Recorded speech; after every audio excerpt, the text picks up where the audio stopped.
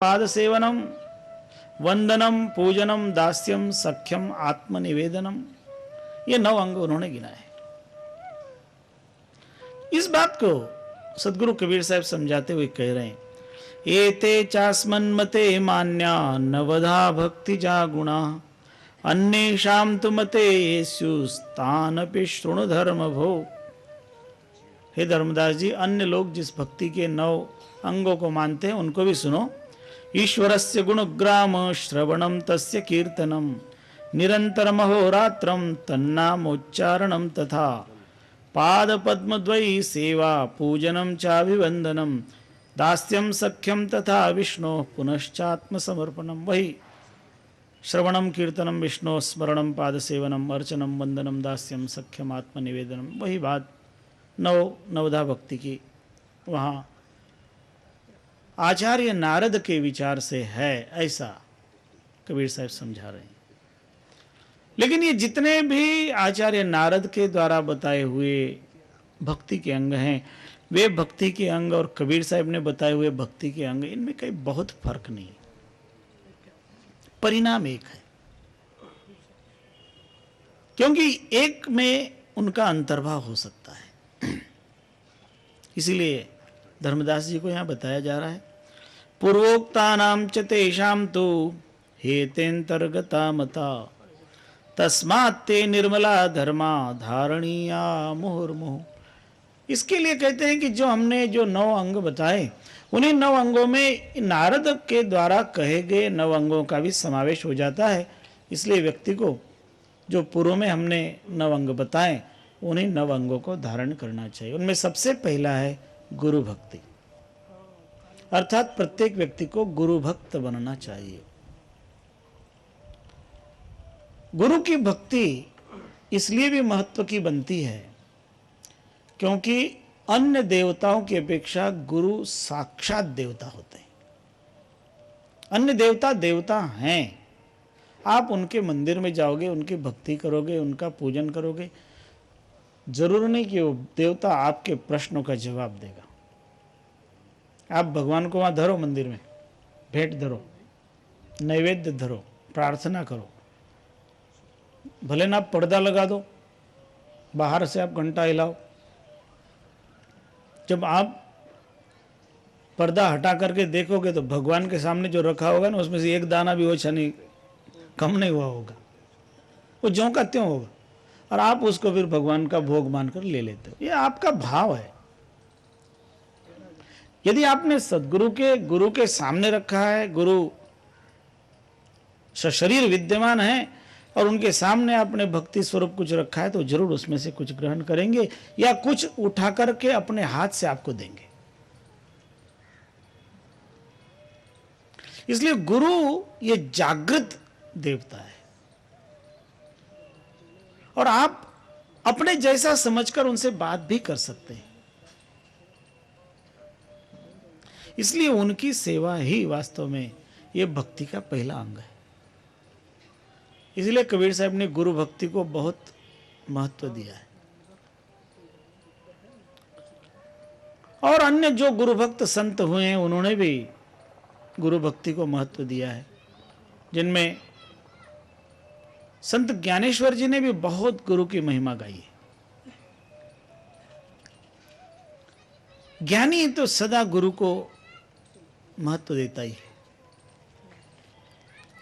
नवधा भक्ति नैस्तु कार्यारतिर्यथा विधि। अब मानो कि एक व्यक्ति ऐसा है जो यह इस नवधा भक्ति को नहीं कर सकता, तो उसको भी कई उद्धार का कुछ उपाय है कि नहीं? कर ले तो बहुत अच्छा है, नवधा भक्ति जिसके जीवन में बन जाए तो बहुत अच्छी चीज है। लेकिन कोई कोई ऐसा भी होता है, अधिकारी भेद के कारण नहीं कर पाता, तो उसे क्या करना चाहिए? उसको धर्मदास जी ये प्रश्न कर रहे हैं कि हे सदगुरुदेव,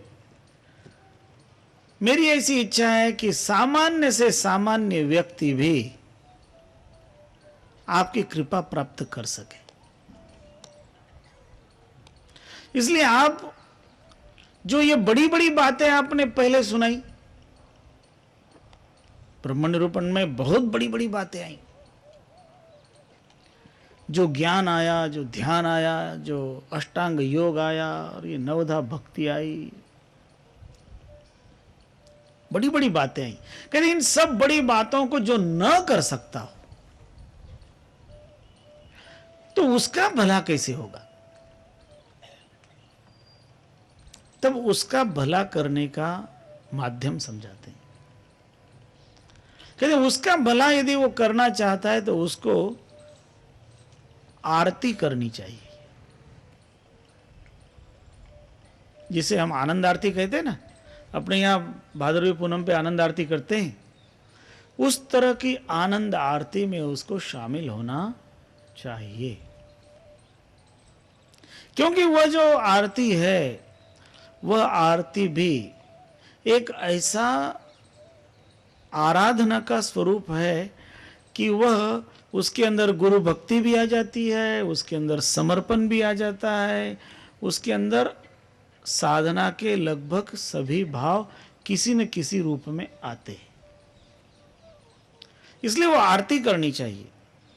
और वो किस तरह से करनी चाहिए ये समझाते हैं। नवधा भक्ति ही नस्तु कार्यारतिर यथा विधि, तत्र गुरो सताम संगो विधेयो मोक्ष भागिनाम। कहते हैं कि ये पूर्व में बताए हुए सारे कार्य जिनसे न बन सके उन्हें सद्गुरु के और संतों के संग में इस तरह की आनंद आरती करनी चाहिए। उस आरती के द्वारा वह साधक अपनी साधना की अभिव्यक्ति करता है, अपनी भक्ति की अभिव्यक्ति करता है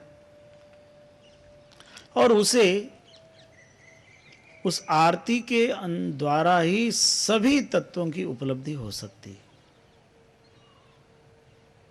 ये आरती इतनी महत्वपूर्ण क्यों बनती है? क्योंकि आरती जो है, यह आरती कोई सामान्य आरती नहीं। सामान्यतः आप जब आरती करते हैं तो उस आरती में आप एक दिया प्रकट करते हैं और अपने आराध्य के सामने खड़े होकर दीपक को हाथ में लेकर दर्शित करते हैं और वहां पर हम मानते हैं कि हमने आरती की। लेकिन जो आरती सद्गुरु के सन्निधि में होती है उसमें बड़ा अंतर है।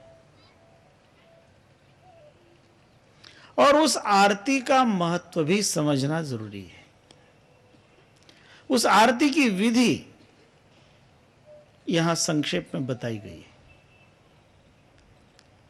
लेकिन अपने यहां क्या है कि जितने भी आनंद आरती में आते हैं वो लोग तो ये समझते हैं कि मुझे जाकर वहां नरियर चढ़ाना है। ऐसा समझ कर आते हैं कि चलो शाम को आनंद आरती है, हमको आनंद आरती में नरियर मालूम करना है तो ले जाओ नरियर। अब वो भी ले जाने की जरूरत नहीं, वहीं मिलता है, वहीं से ले लूंगा। वास्तव में ये आरती जो है ये बड़ी महत्व की वस्तु है और उसे समझ कर करना है।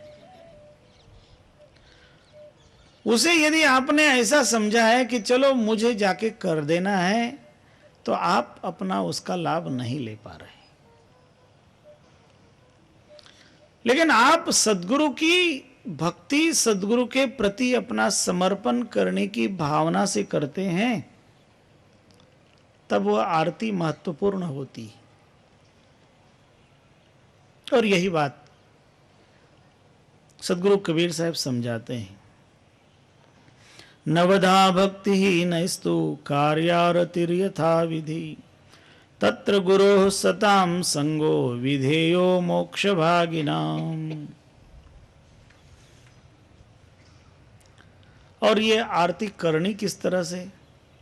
प्रथमं चार्यपाद्ये तद गुरोरर्थम विसर्जयेत, ततस्तत्पूजनम कृत्वा पुनस्तच्छरणम भवेत। आरती के जो वास्तविक नियम है उसको यहां समझाया जा रहा है। कहते हैं सबसे पहले तो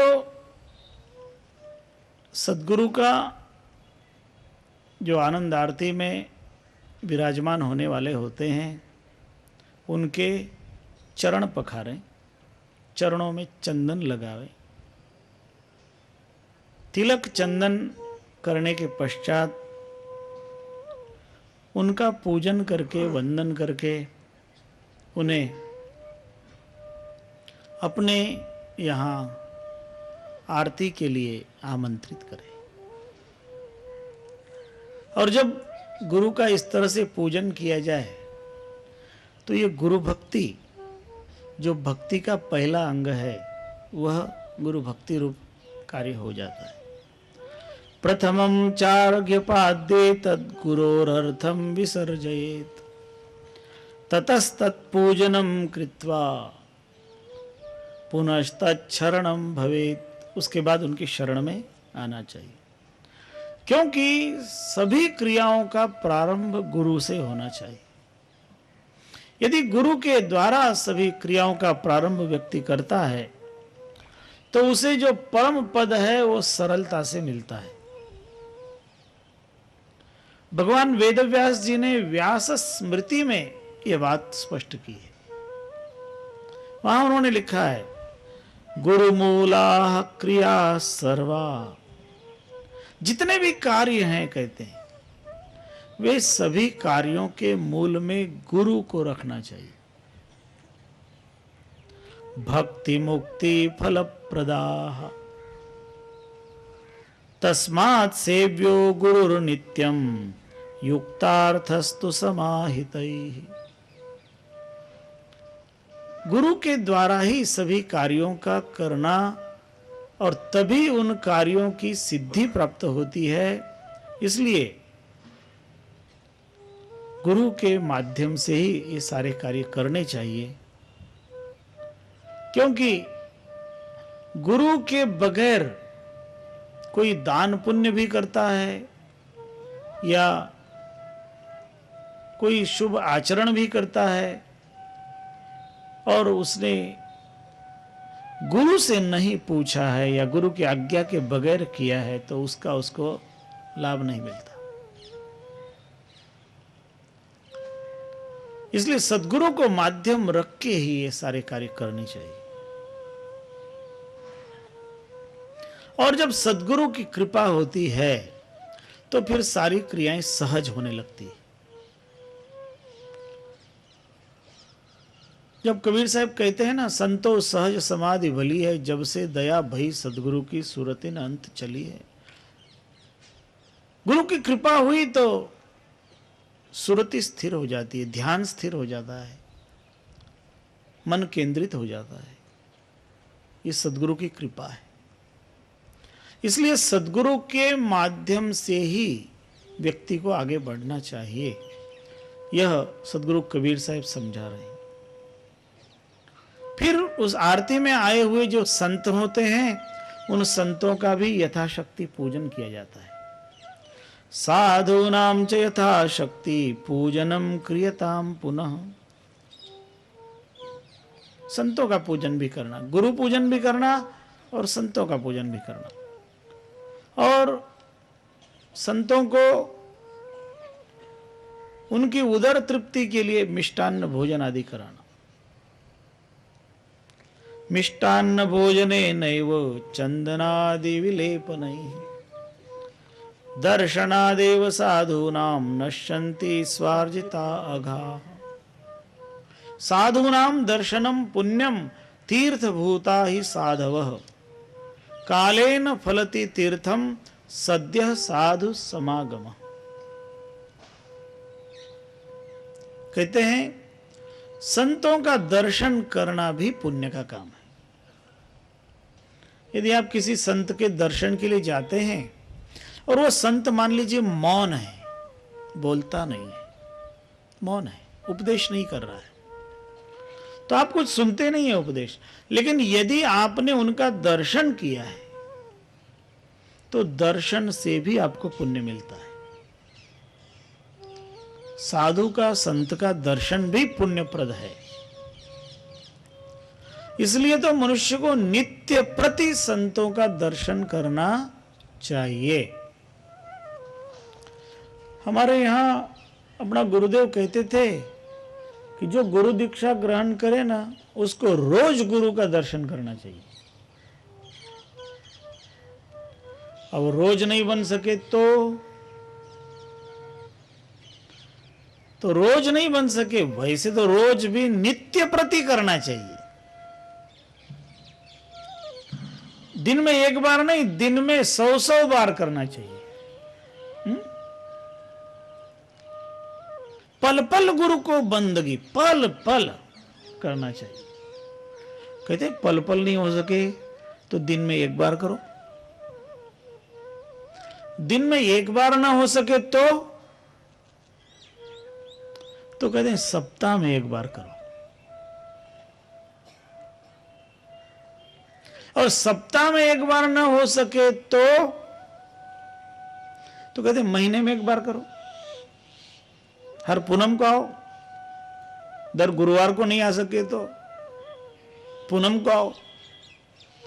और कोई कहे ऐसा कि हम प्रत्येक महीने में ना कर सके तो भाई 6 महीने में एक बार तो आओ। और कोई कहे कि हम 6 महीने में भी नहीं आएंगे, हम तो जब भादरवी पूनम होगी और जब प्रसाद मिलता होगा तभी आएंगे।